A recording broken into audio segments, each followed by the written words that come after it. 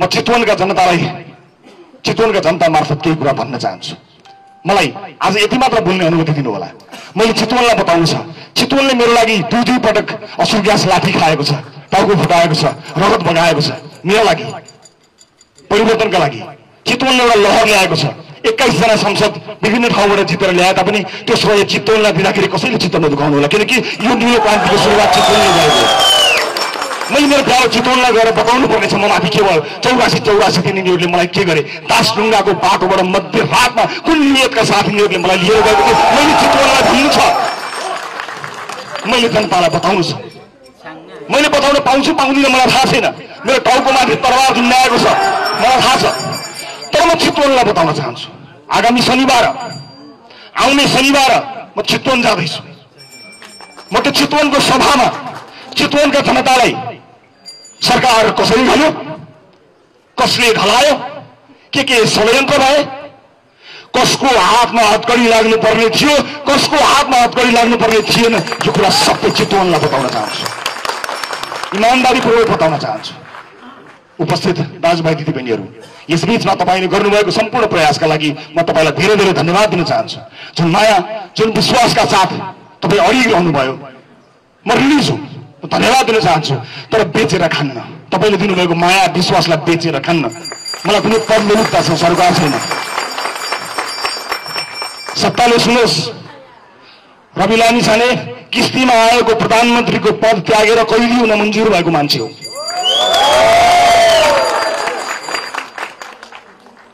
व्यक्ति जित्नु ठुलो कुरो होइन।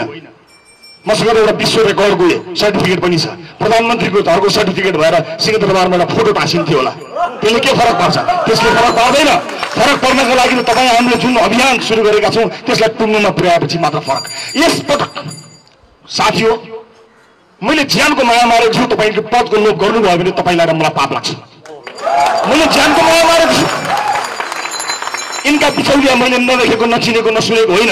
यिनीहरूसँग शिर झुकाएको भए म सायद मन्त्री पनि हुन्थ्यो होला, प्रधानमन्त्री पनि हुन्थ्यो होला, सरकार पनि ढल्दैन थियो होला। तर ज्यान जाला यिनका अगाडि शिर झुकाउँदिन, मर्नु परे पनि यिनीहरूका अगाडि शिर झुकाउँदिन। अब यिनले मलाई गर्न बाँकी भनेको गोली हान्ने हो, म तयार छु। यसै पनि बिच सडकमा एकजना मान्छेलाई गोली हानेर मारेको पापी सरकार होइन अस्ति भर्खरै।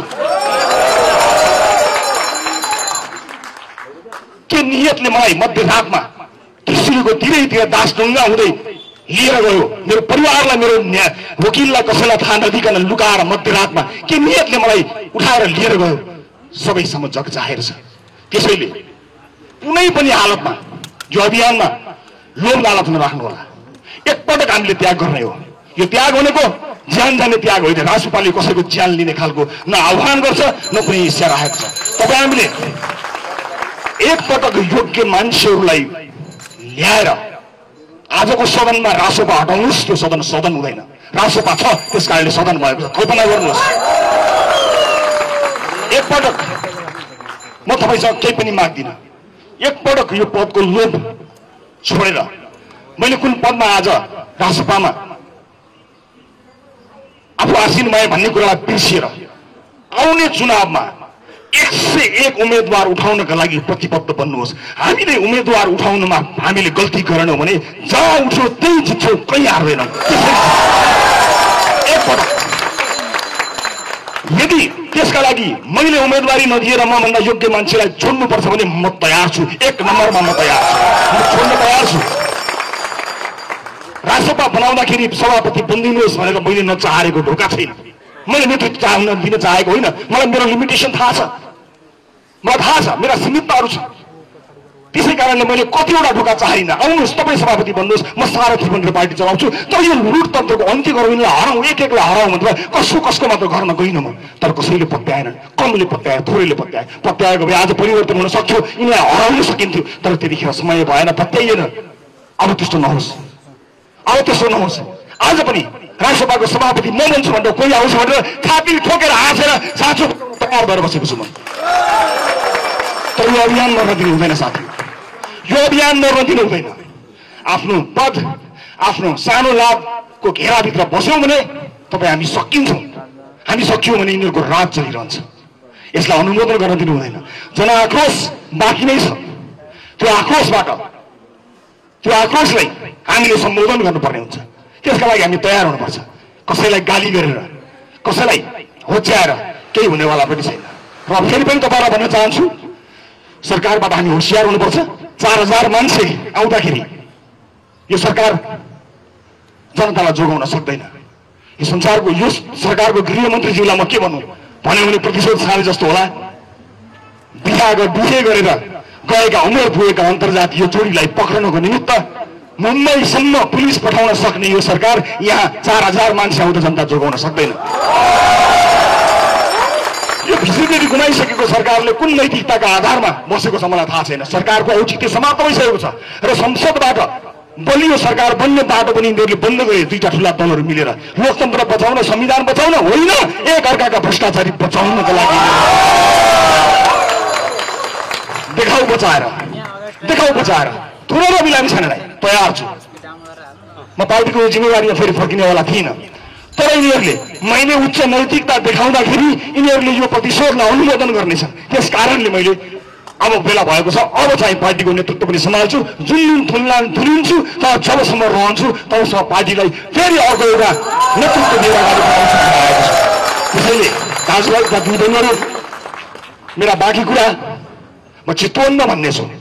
चितवनमा केही विशेष कुरा भन्नु छ।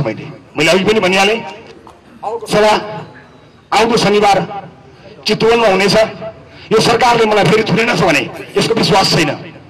थुनेछ भने पनि सभा गर्नुहोला, छुनेछ भने पनि सभा गर्नुहोला, पार्टीको कामलाई निरन्तरता दिनुहोला। म आज पार्टीको अब बैठकमा बस्नेछु। साथीहरूलाई के गर्नुभएको छ यसो बुझ्ने कोसिस गर्छु। यो अप्ठ्यारो परिस्थितिमा आफ्नो ठाउँबाट सघाउनु हुने तपाईँ सम्पूर्णलाई म फेरि पनि धन्यवाद दिन चाहन्छु। यो जिम्मेवारी मेरो अनुपस्थितिमा जिम्मेवारी सम्हाल्नुभएका पार्टी पङ्क्तिका सम्पूर्ण नेता कार्यकर्ता सदस्यज्यूहरू विशेष गरी सबैजनालाई सबै तह र तबकाका साथीहरूलाई म विशेष धन्यवाद दिन चाहन्छु। विभिन्न राजनीतिक दल र दलका नेताजीहरूलाई म धेरै धन्यवाद दिन चाहन्छु। अप्ठ्यारा बेलामा पनि हाम्रा लागि तपाईँले दिनुभएको त्यो आवाज, तपाईँले बोल्नुभएको त्यो शब्दहरूले हिरासतमा बसेर कयौं पटक मेरो आँखाबाट आँसु खसेका छन्। म तपाईँलाई धन्यवाद दिन चाहन्छु। यो अप्ठ्यारो परिस्थितिमा दुईतिहाईको सरकारसँग नडराइकन प्रतिपक्ष भएर पनि मेरा पक्षमा बोल्नुहुने अन्य विभिन्न राजनीतिक दलका नेता कार्यकर्ताजीहरूलाई म धेरै धेरै धन्यवाद दिन चाहन्छु। र आम सञ्चार माध्यम, आम नागरिक समाज जसले सरकारको यो प्रतिशोधलाई बाहिर ल्याउनमा मद्दत गर्यो, म सबैलाई धेरै धेरै धन्यवाद दिन चाहन्छु। बाँकी कुरा चितवनमा विशेष कुराहरू मैले बताउनु पर्नेछ। चितवनको सभामा आउने कोसिस गर्नुहोला। म यहीँबाट सबैलाई अनुरोध गर्दै आफ्ना भनाइ टुङ्ग्याउँछु। सबको जय होस्, जय गणतन्त्र।